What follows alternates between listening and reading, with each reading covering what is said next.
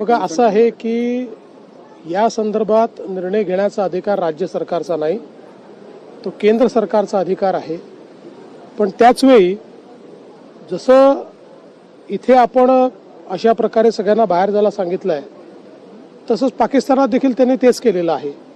त्याच्यामुळे मला असं वाटतं की ठीक आहे, मानवतेच्या दृष्टिकोनातनं कोणाच्याबद्दल काय सिंपती असेल ती असतेच आपली, पण शेवटी जेव्हा देशाच्या सुरक्षिततेचा आणि देशाच्या अस्मितेचा विषय येतो त्यावेळी काही कडक निर्णय देखील घ्यावे लागतात।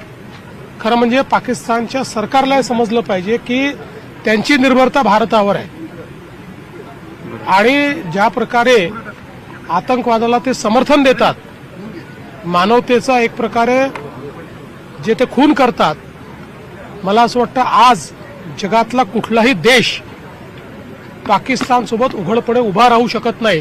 ही पाकिस्तानची परिस्थिती।